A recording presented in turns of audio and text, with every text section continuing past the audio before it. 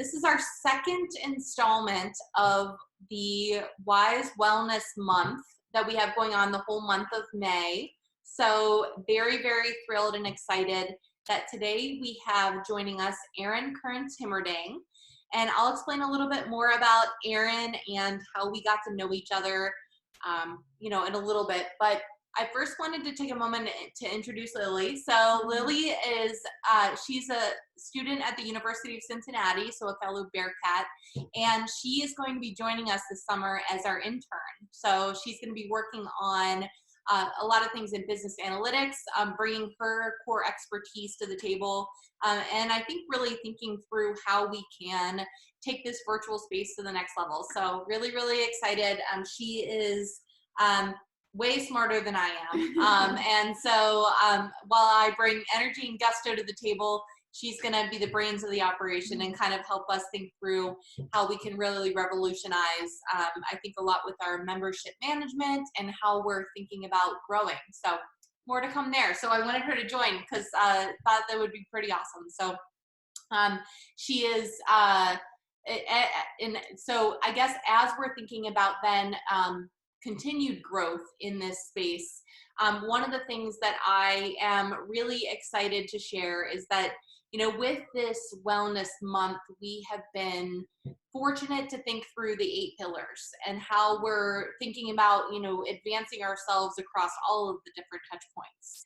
One of the core critical parts of this is our financial wellness, which we oftentimes do not think about as being a core part of our whole self wellness. We automatically think about the things we're putting in our body, how much we're working out, are we getting enough sleep, are we hydrating, are we getting some sunshine?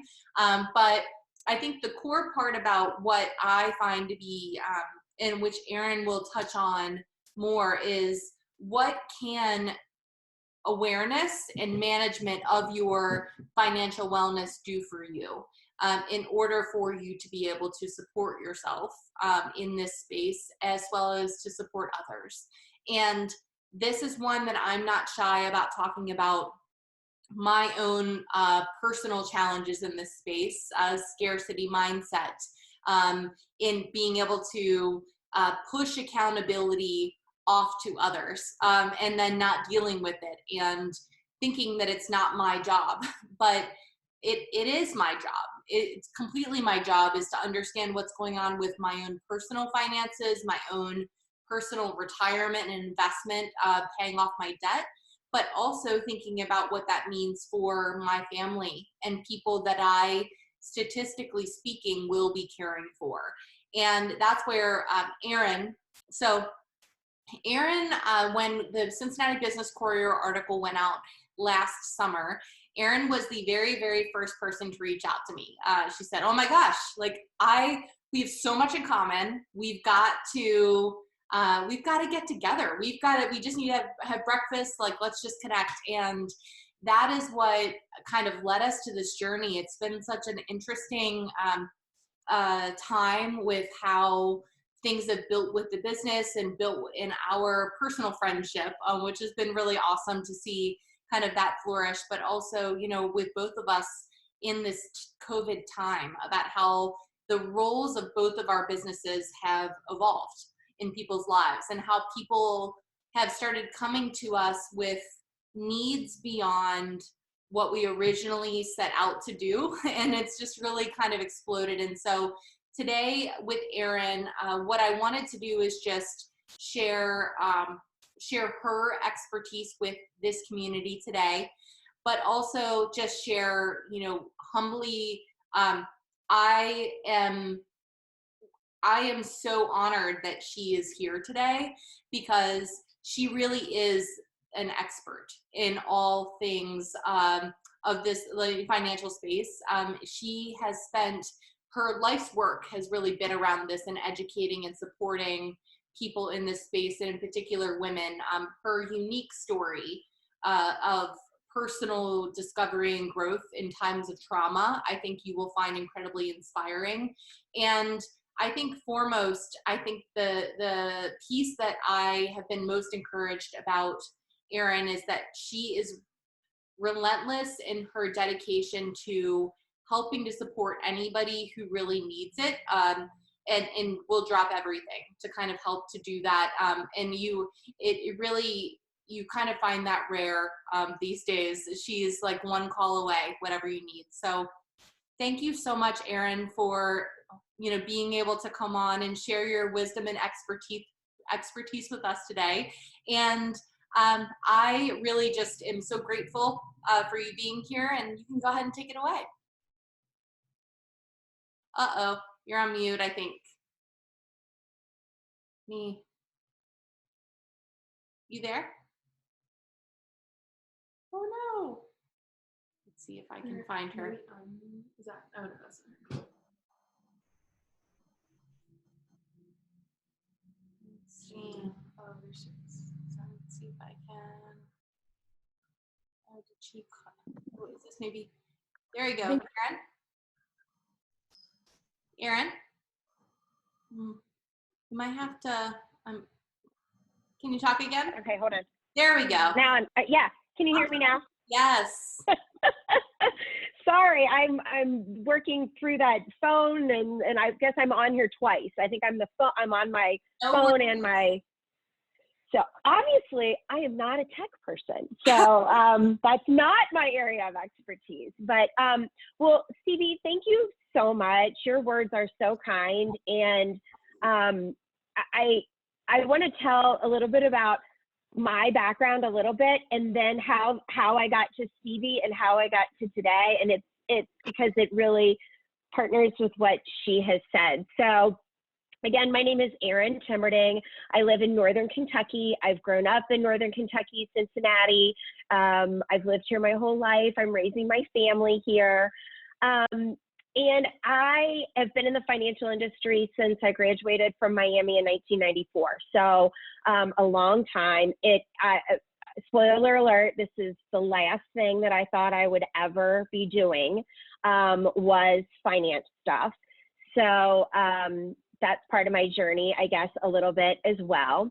But I want to tell you a little bit about what I've been experiencing the last couple of years, and then how that's led me to this wellness journey, and where I think that I can use my expertise in the financial field to bring that and couple that with wellness. So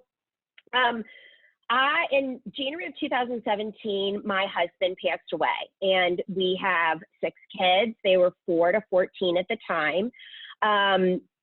So that completely rocked my world. I worked full time, so thank God, because had I had to then pick up those pieces and figure out a career on top of that, it would have been really, really challenging.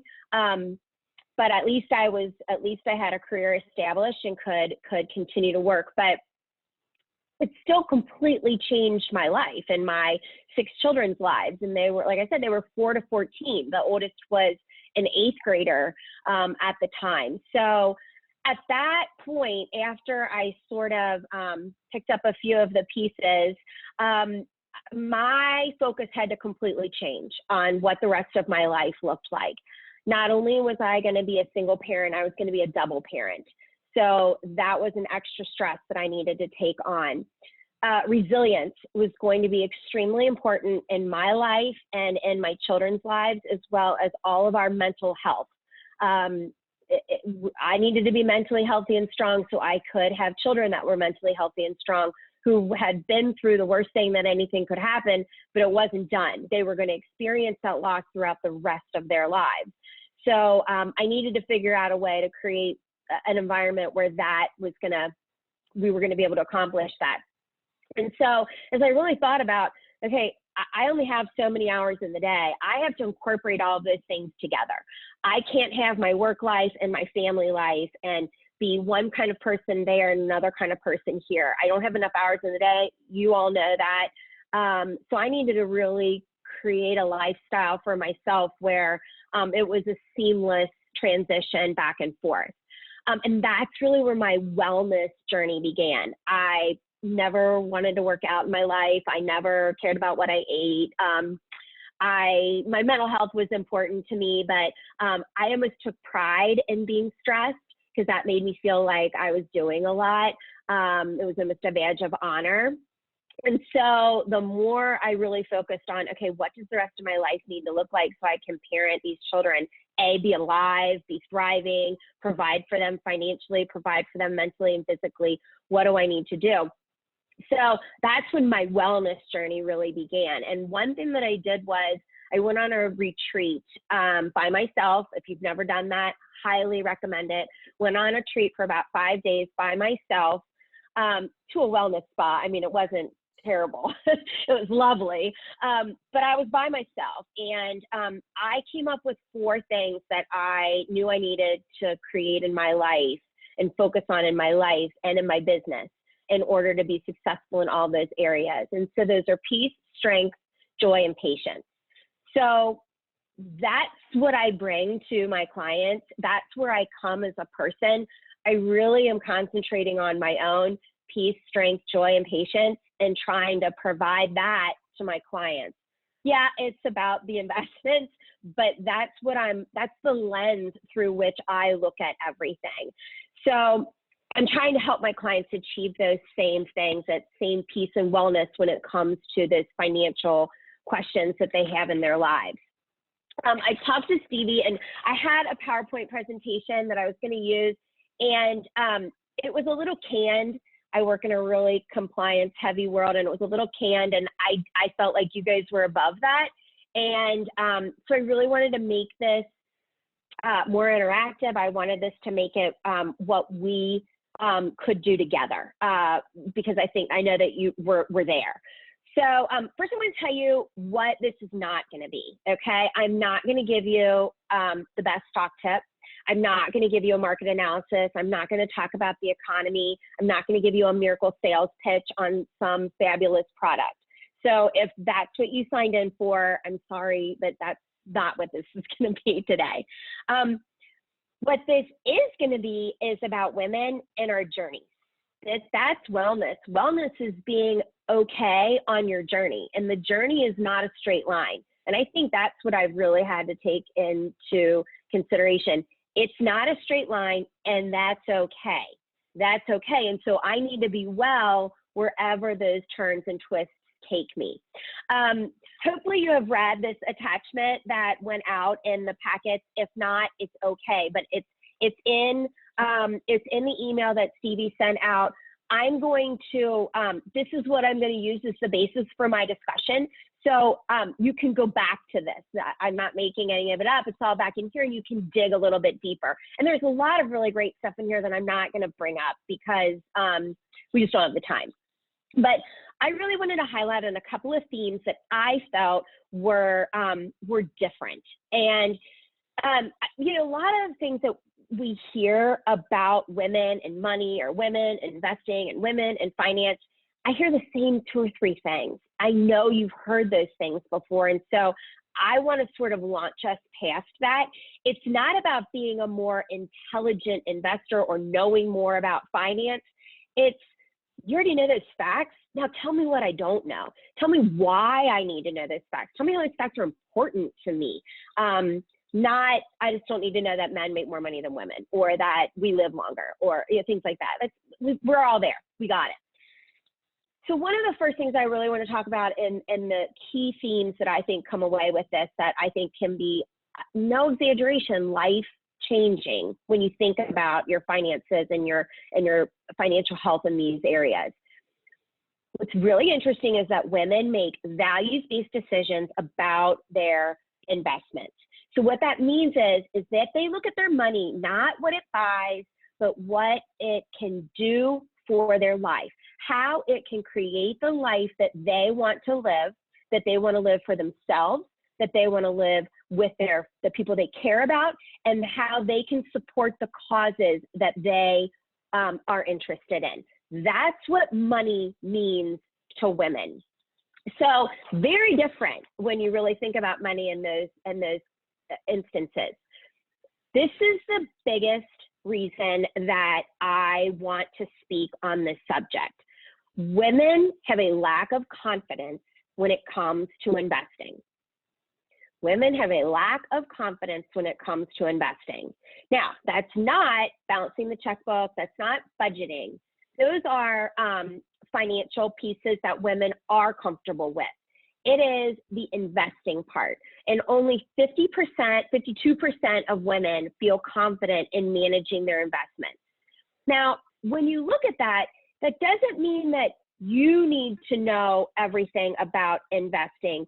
It means that in order to manage your investments, you need to know where to go to get the right information. And for some people, they dig in, and for some people, they don't. It doesn't matter. We all have to be confident in the way that we choose, the path we choose to take. Why are women not confident in investing? Because I'm sorry, and I know several women on this call, you're kick ass. So you're uber confident in everything else that you do. In the areas in which you are the expert, there's nobody better. So why are these same women across the world not confident in this area? One of the big reasons is it's very taboo to talk about money. It's very taboo to talk about investing. It's very taboo to ask somebody a question about where they save their money or how they invest their money. 61% of women would rather talk about their own debts than money. And I'll take it a step further. Go back to your last conversation, with a girlfriend. How many people really discussed in detail either their childbirth experience or their last gynecological visit?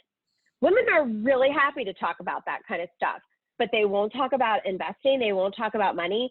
So over a glass of wine, I can tell you all kinds of things people have told me. So that's the shame. So what do? We got to change that. That's how we can impact our lives. We got to change that. We've got to make a change in how we feel so we can change our friends, so we can change others. And I really see this a lot in my practice. I will have really successful women, and I deal with men, women, old people, young people, whatever, but a lot of times I'm dealing with women. And they come to me, and I know they're very successful in their field, and they come to me kind of with like their tail between their legs and sort of apologetic, and they're like, I'm sorry, I just don't know more about this. And,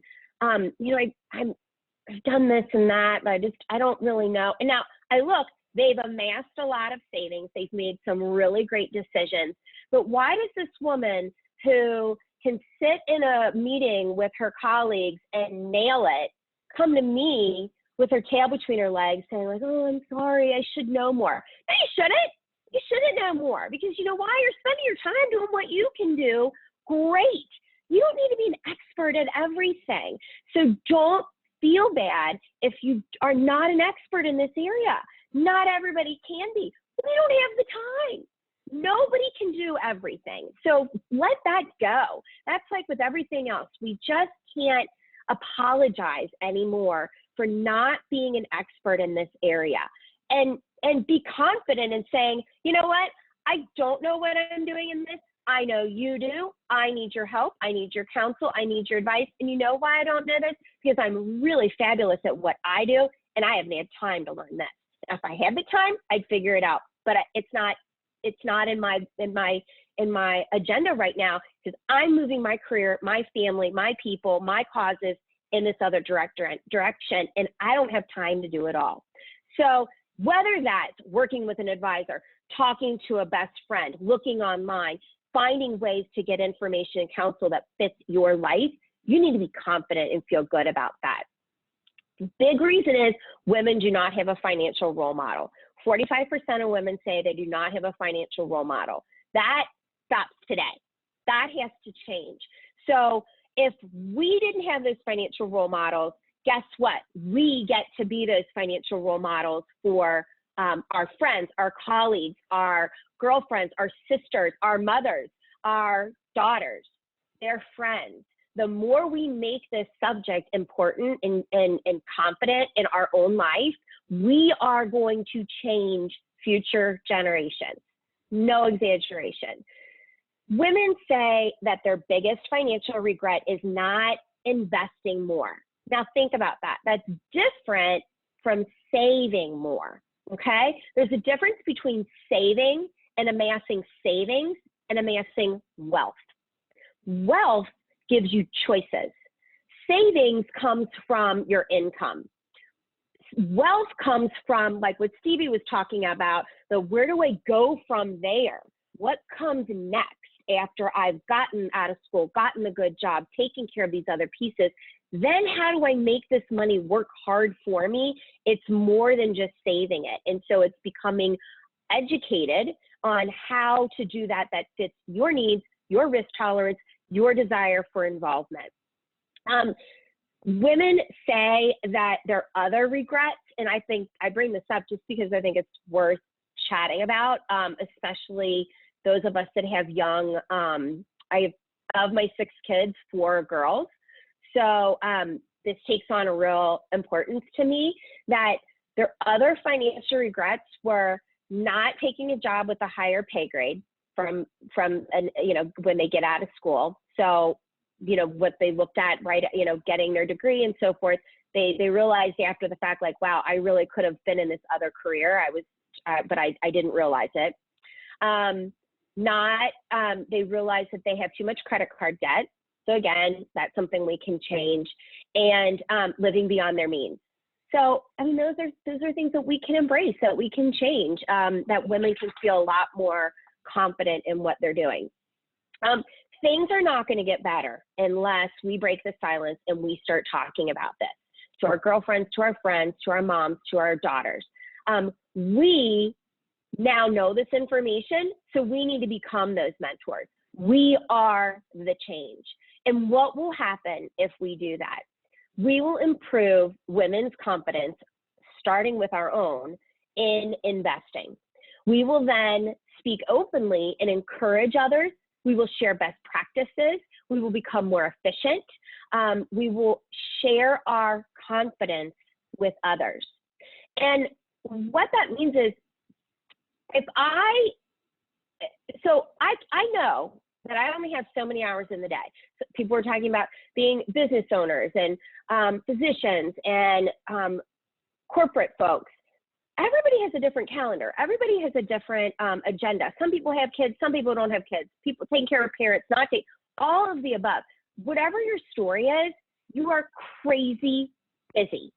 And in order to be well, in order to be at peace, in order to have space in your life for the things that are your core, that make you really happy, you need to get rid of the crap, right? You need to figure out, okay, what can I streamline in my life? What can I outsource so I can stop worrying about this? And so go to your girlfriends. They're your best mentors, and ask them, how are you efficient in this area? Maybe they can say, oh, wait a minute, I read this book, I do this all myself, and you can too, and let me share that with you. Or I have a great accountant, they've saved my life, I love them, let me share their name with them. Or an attorney, or a financial advisor, or another friend that they say, oh, you know what, this girl's just got it together, and she just knows her stuff, and she explained it to me, and she'll explain it to you. I don't care how you get your information to make that efficient in your life, but do it. And that is what I do for people. That there are people that choose to work with an advisor, and so then that's what I do. But you don't have to work with me. There's a million other people that do what I do, or there's ways you can do it yourself. I don't want you to think you can't. But what I want you to do is to figure out an efficient way for you and be confident in that. I think the biggest thing that we need to take away from this is that this is not a straight path, that our path from early adulthood to the end of our retirement, when we die, is very windy. And when I have now come to embrace that windy path, that's where my wellness has really ramped up. I used to think like, oh, I need to be stressed and I can't, this isn't going the way it's supposed to go. And so I'm doing it wrong, or I'm going to fail. That's when you increase your stress and you increase all of these negative things that make your life terrible and not at peace and not full of strength and joy. So you have to acknowledge that and that first step of just saying, you know what, this is really a weird journey and I need help on this, and embrace that, that's where we need to grow from there. We need to acknowledge those challenges. We need to expect those challenges. Don't think like as soon as you get it all figured out, like, okay, then that's it, it's all smooth. No, it's not. It's going to then, least thing you know, all of a sudden it takes a crazy turn again. You know what? Be ready for it. Embrace it. Look it in the eye and say, yeah, all right, I was waiting for you. Let's go. Game on. Expect those challenges and let's grow from it. And you need people to hold your hand through that. You need your girlfriends. You need your mentors. You need your advisors. Whoever it is that provides that peace, that joy, that strength, that literally will hold your hand when the road gets twisty again. Those are the people that help you create efficiencies, create your confidence, and therefore give you the financial success that you're desiring. So I would love to hear other people's experiences on this journey. I'd love to hear where people feel like, because I know you're there, that you are nailing this. I think that gives other people the confidence if they, sometimes people are nailing it and don't know it. So if somebody can share, yeah, I'm killing it, and this is how I figured out it works for me, and they hear, somebody else hears that and they're like, oh my God, what's going on? What am I doing it? You know, things like that. Or if we're struggling, for those that are struggling, then to hear guidance on, you know, man, I've been there, and this is how I made that change. The best thing that can come from this discussion today is to get rid of that taboo about investing, get rid of the taboo about talking about money, start discussing, become a mentor, become someone who enriches somebody else's lives. And in that way, you will receive peace, joy, strength, and patience. I'm confident of it. Awesome. Erin, it's so interesting because I think that all of the things for me, like, absolutely, like, relate to women who they understand that money is the thing that can take care of everybody else, right? And it's the thing that can unlock, and we're the first ones to start the 529 plans, and we're the, kicking off the opportunity, to be better for the next generation. I guess the first question that I have is maybe something that I continue to think about is, I get out of college, and I am, think about Stevie when she was 23 working at P&G. And I really just started, I did enough, and I think I did my employer match. And then I just kept going, and I never even looked at it. It was just there and it was done. And I think that that's probably the first time where I felt I had help when I was in high school with savings, right? And then I moved into college, and it was just trying to get by on my own and figure it out. And then I went and got out of college, and then somebody just took care of it for me. And then I never looked at it again, never had another conversation about it. It was on auto pay, and then I moved to a different company, and then a different company. And every time it was out of sight, out of mind. I would love to hear your guidance on kind of what a healthy check-in looks like for understanding things, because that's part of where now I'm in my mid-30s, and I feel like I'm too old now to be asking these questions. People look at me and they're like, why? It's like listening to Mandarin, to be frank with you. I don't understand investments or finances or anything. And it really is out of sight, out of mind. So, I mean, your story is identical to many, many women that I talk to, many women that I talk to. You're absolutely right, especially in those first years, those first couple of jobs. That's first off, you listen to somebody's advice and you got in those plans to begin with. A lot of times people don't get that advice, and then they don't do that. and that really hinders them in the long term. So that was good advice. The starting early, even if you just put it in and you didn't know what you were doing, yes, you started, and that's extremely important. My big thing is, first and foremost, you always need to be involved in your employer-sponsored plan if you have an employer-sponsored plan that is available to you. So if you're an entrepreneur, there are a variety of other ways to slice and dice that. And that's a whole nother, that is a product kind of a discussion, what's available to folks that don't have a retirement plan through an employer. But either way, whichever direction you are, you either need to create your plan or be in the plan, okay? First and foremost.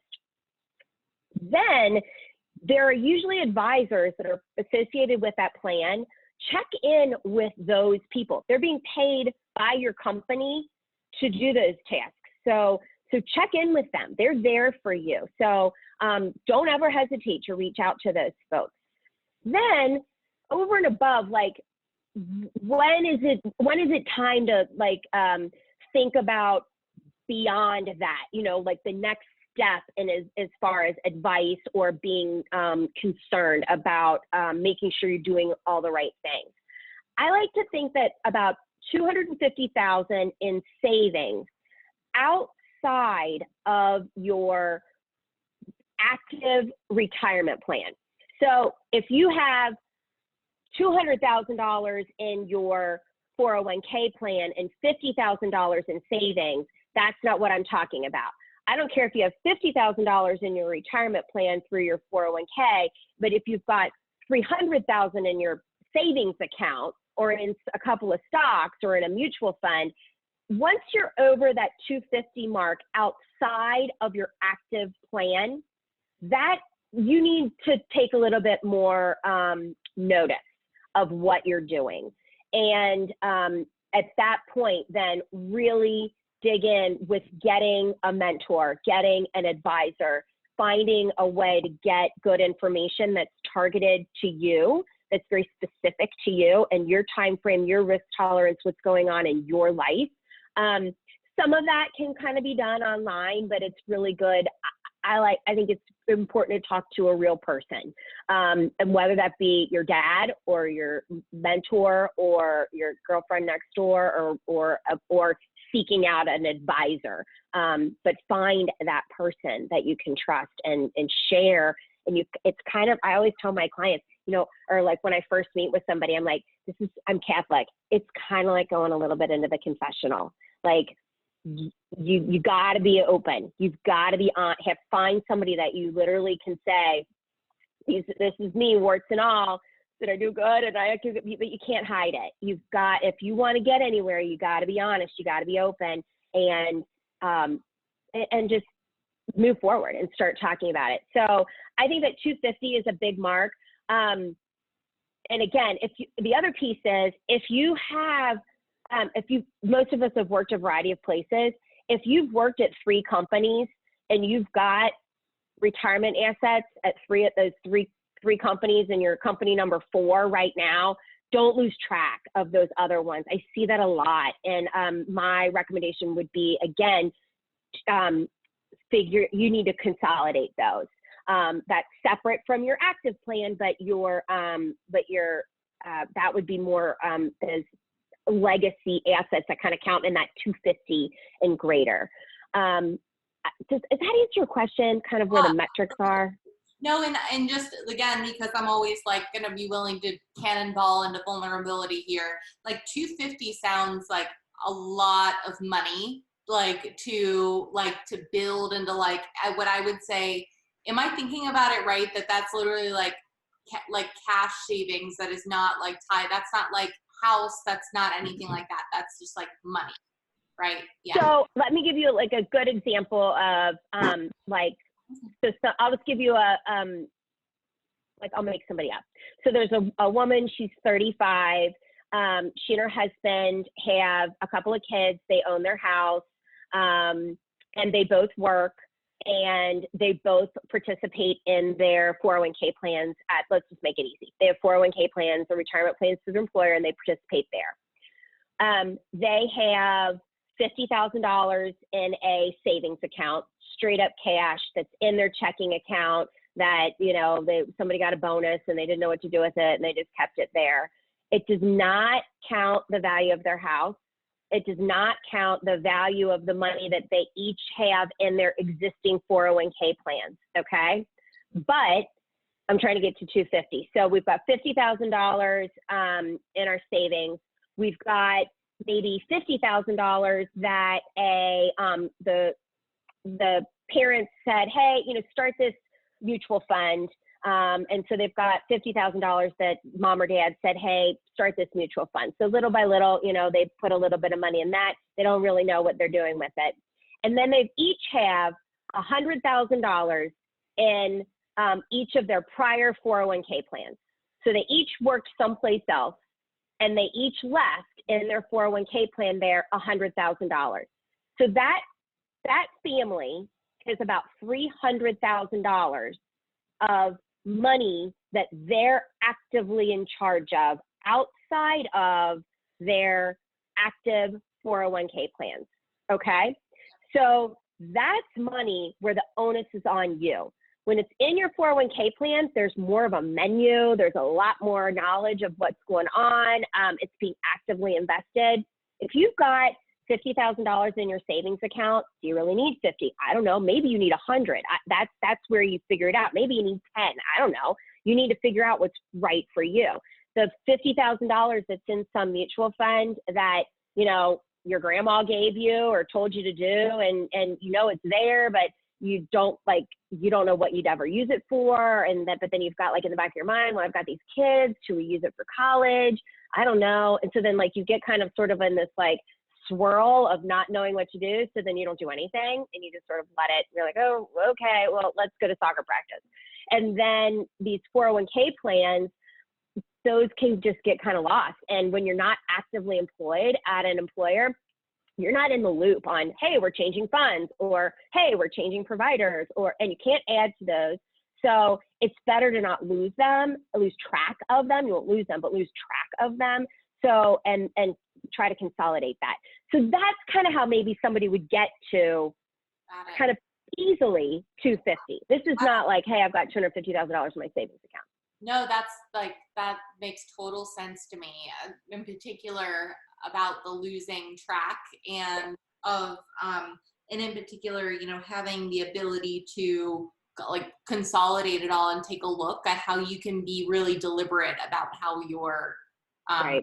about like looking at the big picture. So I think that makes sense. I think that the second question that I had was, I think a lot of people, especially now in this circumstance, are starting to think about the need for money now and holding on to it and being afraid to take this opportunity to invest now, because of like, you know, it's a very scary time. People don't really know what's going on. And then, you know, that some people have been talking about taking money out of the market, you know, kind of a stuffing it under the mattress type of thing. And so you know, there's a lot of different ways that you can spend your money. You can put food on the table. You can pay your rent. You can pay somebody else's rent. You can buy things with it. You can do it. So talk to me just a little bit about philosophy on how people should be, in particular with coronavirus, and how people should be thinking about where to kind of put their funds. That's a great question. So I like to think, just because I like to think of things in very simple terms. So I like to think of 3 buckets, all right? And the very, very first thing that you need to address when it comes to looking at your financial health is that very first bucket, which is completely liquid savings, all right? There's a difference between saved money and invested money, all right?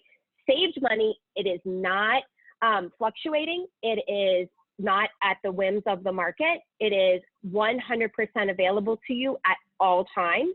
That is your liquid emergency, I can get to it with no issue money, okay? That is the very first thing that people need to create for themselves. if you've not created that, forget, start back over and really start thinking about that. Now, what that looks like for somebody who's 25 and single and renting an apartment and with her first job is very different than, a husband and a wife with 2 kids in college, and one's an entrepreneur and one works for a big corporation. What you need to have liquid and available is different, and it's different along the way. So that's where, having that mentor to kind of help bounce ideas off of is really, really helpful. So like, to put it in light of the corona, like, think about all the numbers of people who've never been laid off in their lives, never had to worry about losing their job or anything like that in their lives, and are now in that situation simply because of this bizarre circumstance that we're in. So if they have 6 months of living expenses, now you're not going out to, out to eat. So by living expenses, I mean to pay your house payment, to pay your gas and electric, all of that.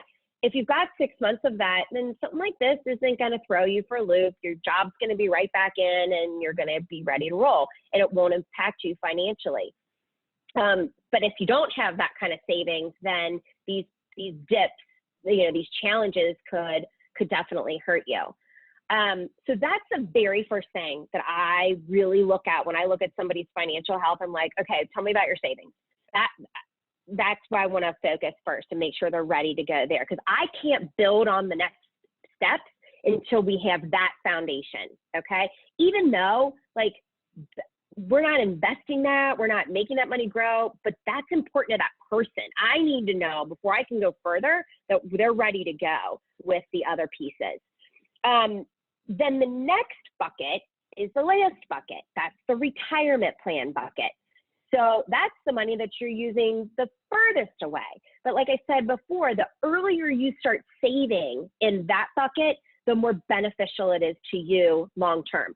So you want that bucket to be the next one that you focus on. So if you're not in your 401k plan, you get in your 401k plan. If you aren't, if you're an entrepreneur and you've not started a SEP or something like that, you start one. So that's that bucket, okay? Then what I look at next is, once I know the short-term bucket is good for that person, we've got a great plan for the long term, okay? It doesn't mean that you have to have a lot of assets in that long term, but now I know you're doing all the things you're supposed to be doing with that. Now when somebody calls and says, we got a bonus at work and I have $25,000 and I don't want to put it in my savings and I don't want to spend it, but I don't, what do I do? Now we put that sort of in our middle bucket, and that can be used for a variety of different things, and we don't even have to name that goal. But it's not until we have the short term and the long term, a plan for both of those, that we even focus on the middle. So is that, and then in the midst of all this COVID stuff, so that if you've gone through and created that plan, when I work with my clients, we know that long-term bucket, that's what we have invested right now in the market, right? They don't like looking at their statements, but I've not had one person, I had one guy, this man, freak out. Other than that, of all my hundreds of clients, nobody else freaked out. And he was like, talk me off the ledge. And so I did. And he was like, yeah, I need to sit tight. And he called me on the lowest day of the market. And it was at that point I knew, the market's going to turn around, because now people are getting irrational. So, and this was retirement monies for a guy that's in his 40s. So I said, you just got to sit tight. This is going to come back. This is fine. We're not using this money to go to Kroger's. We're using this money in 25 years to go to Kroger's. We got to let this situation work its way out. And remember, I told you when we put the money in this that I didn't know when something like this was going to happen, but I'm telling you it's going to happen. So that's part of that journey. Those things are going to happen. So you have to feel really comfortable with that, knowing that with that long-term money, it doesn't matter. And I know it's going to happen, and I don't need to question the vehicle. So I am in the midst of that. I would not pull money out, okay, because I should have had enough in my liquid savings that it wouldn't have mattered, okay, that I need to let these peaks and valleys work their way out. So I'm not worried about short term. And I've had all of the one client who freaked out that I talked off the ledge. I've had 5 or 6 clients that had cash and had too much cash and said, you know what, I know this, I may not catch the bottom of this market, but I'm looking at the next 10 years and I know we're going to be a lot better off than we are today. And so I had more people putting money, I had no one take money out, and I had multiple people putting money in. And this wasn't me calling them saying like, hey, let's put this money. They were like, you know what, how much I'd like to keep in my savings. I've got too much. What do we do? Where do we put it? I'm ready to roll. And so that is the sentiment that I'm seeing versus the opposite. But you can't do that unless you've got a really good plan. It's like building a house. You know, you can't put on an addition if you don't have a really stable main part of your house. Sorry. I think that's really helpful perspective as I'm thinking about like approaching like how to think about this unique time, but I think also about how we consider like moving forward from this too. And sorry. And so real life. It like only happens during these times. So I guess if anybody else has any questions, I don't want to take the whole time, but I'm just appreciative of the thinking on, you know, some people may be in situations where they have not saved, and like this is a really concerning time for them, and you know, the thinking about retirement and long term. So I really appreciate like the thinking on, hey, Stevie, if you are an entrepreneur now, you know, like retirement before throwing money into investments is like the number one thing to do, because you know, I'm still working through kind of coming off of that corporate side. So that's right. All right. Any questions from anybody? If anybody's on the chat. I want to, since we're all here, I will confess that I am a loser of former company investments. And when we went to our advisor, my husband left because we didn't get married until our early 30s. So I had a lot of runway to do some dangerous things as a single, unaccountable lady. I mean, until I was in a marriage where, okay, my financial health, now I'm accountable to someone for it. Like I can, you know, is really when I had to take we went and did that uncomfortable conversation. It was uncomfortable for me because he was fine, but you know, I had all my stuff in the closet, and I literally had to, and I've been with a lot of corporations just because it's the nature of what I do. I had to go back and call companies HR that had been bought by another company and follow that track just to like do that. And it took me a long time. And you know, the other day we actually got a letter about a pension value that I had from a former company. I'm like, I didn't even know I had this either. So like, I thought I was on top of it. So like, if anything, if I had known like to keep track of this stuff, you know, early on, that's very useful advice. Especially since like gone are the days of like our parents staying with the same company from internship until retirement. So like, that's a key thing that I didn't really hear until like I felt the pain, but I never heard it. So that was like really helpful insight. And that's something that I will certainly advise, you know, younger generations as they change jobs, like make sure you take care of that piece. But I think that to build on that, Alexis, like it reminds me of kind of like how I feel about my healthcare too. Like I assume that other people are more responsible and are the experts. And so somebody at some point will tell me these things and then they never do. And then you're like, oh, I didn't realize that I was supposed to do this. I thought you would do this, you know, like, and like, isn't there, I think I had the like epic, like in healthcare, the foresight, like, I think I like came up with that. Like, I thought that existed for the longest time until I realized that all of my immunizations were on a card, like handwritten down somewhere by my mom. And so It's the same with financial stuff. Like there's never a good time to jump into it, I think, because you're probably, if you're like me, hopefully you're ahead of it and on top of it. But I guess that would be the follow-up question to this, Erin, is, you know, is there a good, I know we use mint.com, but if you're just getting started on kind of getting your act together and organizing this, do you have any recommended tools that you use if you aren't going to work with an advisor right away? Yeah, so I have a lot of folks that I know that use Mint. I know people will use like, it's not, I get, what's the one that's through, it's not QuickBooks, but it's, shoot. Oh, and now the name is escaping me, but where that's, shoot, now that's gonna bother me. I'm gonna wake up in the middle of the night and know what it is. But even like an Excel spreadsheet. I mean, just so you know what you've got, where it is, it doesn't even need to be fancy.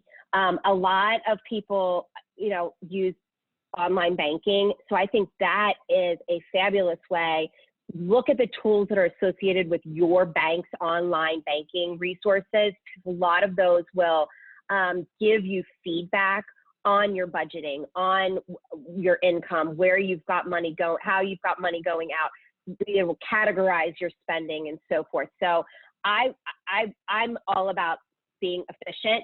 So I would look first at what if you're already happy with your bank and you're there, look at their tools first, because those pieces will talk to each other better.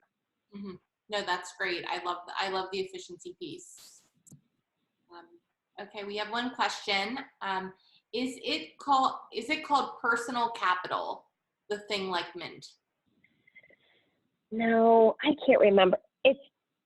It's like through, but maybe that's a good one too. But it's through like QuickBooks. Like if you, we'll send it out. Yeah, we'll look it up and send it out, because what I would love to do is, you know, provide your information as we kind of wrap this up, but also like any additional tools. I know that I looked at a few that I posted in the member portal in terms of resources and stuff under under the financial wellness tab. So I can send you guys that link too, of just different things that you can use to track. Like I said, we really love Mint, and I use Mint because it links in with my QuickBooks. It has a hard time with Huntington for some reason, because I think they have their own version.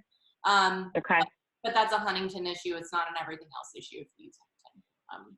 Right. Yeah. And again, I think a lot of, if you're happy with your banking, see what interfaces they're recommending. And then if you're starting from scratch, just start there and see if you like it, because I think it'll take the challenge of the communication between the entities not being smooth.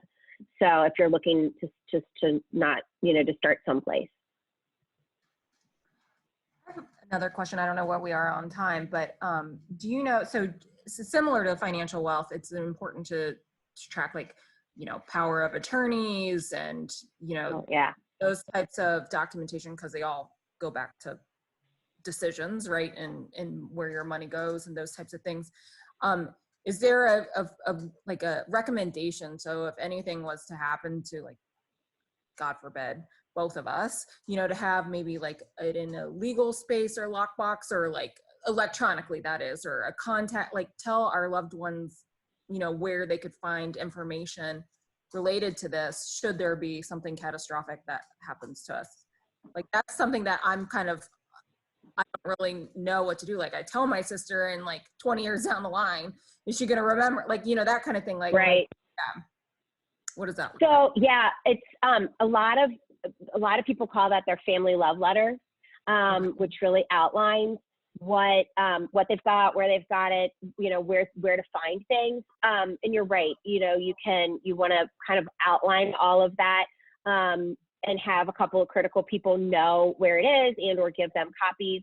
Your estate planning attorney is going to have a copy of that, of your will and everything, so that, you know, your family could always go to them. But I think that the easiest, again, if you just want to be organized and efficient, would be to write it all down. And really, even if something would happen to one of you, and or forget about dying. I mean, yeah, that's terrible, but you're more likely that, I mean, that's tragic, but it's rare, you know, right? So more likely, what if somebody gets disabled?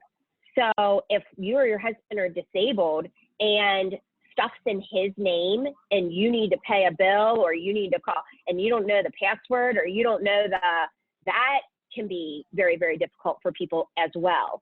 So the more you can be transparent with each other and have like I said, that family love letter that really outlines where stuff is.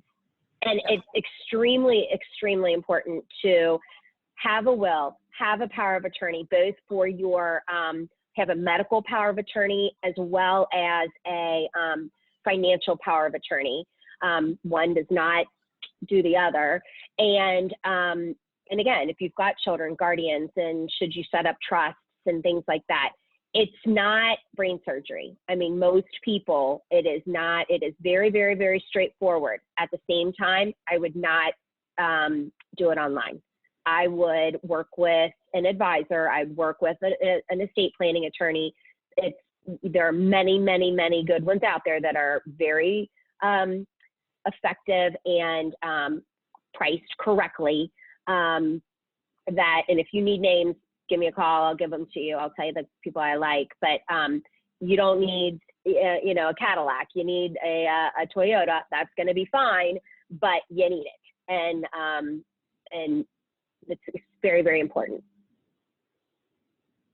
And I know we're at time right now, so I want to be respectful of everybody's schedules. There's a couple of topics that just kind of came to mind today for me of facilitating conversations with your parents or older people in your lives about getting it going. Nobody wants to have that conversation. Nobody wants to say, hey, you're old. Let's talk about you dying, what happens to your money. But all of those things I think are really important. And so I know, Erin, you and I have talked about this before, like being able to help facilitate conversations in that way, and even just in a very subtle way, like some tools that you can provide. So I want to hook up with you on that to make sure that that's available kind of to this group. And then as a follow-up, we're going to be doing, and again, recognizing this is my least favorite topic, and that's why I brought one of my favorite people to help me deal with it, because I do not like this, we are going to be doing a very similar community circle with one of these, where for me, it's going to be an accountability tool for me to at least have once a month to check in with this, and there's no more hiding from it. It's my growth area, and kind of my 2020 goal is to kind of really focus in on this financial wellness piece. So if anybody wants to join me in that, that will also go out as a part of this kind of after survey. Just like we've got a follow-up that's going to be coming out this afternoon about the one that we did on Saturday for Gina. And then Erin's will be coming out tomorrow. So more to come there on how you can join that member circle. All of Erin's follow-up information, please feel free to reach out to her directly. And then we're also going to be kind of looking at a different forum and tool on how we can communicate with each other to ask these types of questions and be a little bit vulnerable, so that way we can start to destigmatize these types of conversations and really empower each other. So any last parting thoughts before we go? I know we're 3 minutes over. I really appreciate the opportunity. Thank you very much. It was humbling to be asked to be here, and I am so excited about what WISE is going to be for all of us and the future of the greater Cincinnati area. I'm just so excited to be a part of it personally. So to be involved in this capacity is like a dream come true. It's really thrilling. So I really, really appreciate it. And I am an open door, open book. Call me, email me, follow me on LinkedIn. I put a lot of really educational stuff out. So follow me on LinkedIn, or if you want, I have a little distribution list that if you don't want to go on LinkedIn, but you kind of want the same sort of stuff, you know, let me know, just shoot me an email. All my information is there. I want to make my work life fun and exciting and well. And by surrounding myself with people that feel the same way, then you never work a day in your life. It's all a lot of fun. Awesome. Very similar sentiment. I think everybody that we've got here, it is honestly members like yourself and like, you know, a lot of people that we have who are leading these sessions during Wellness Month that are going to make all the difference. And so thank you everybody for joining today. Really, really grateful for your time and your hour. Coming up on Wednesday morning, we are going to have Loris Wolford, who is going to be sharing her expertise in the emotional wellness realm. And sharing, you know, kind of all of her wisdom that she has started to really think about the holistic approach to how we gain control of our personal leadership and accountability and really grow into the best versions of ourselves in all parts of life. So stay tuned for more information kind of coming out, and thank you all for your time this afternoon.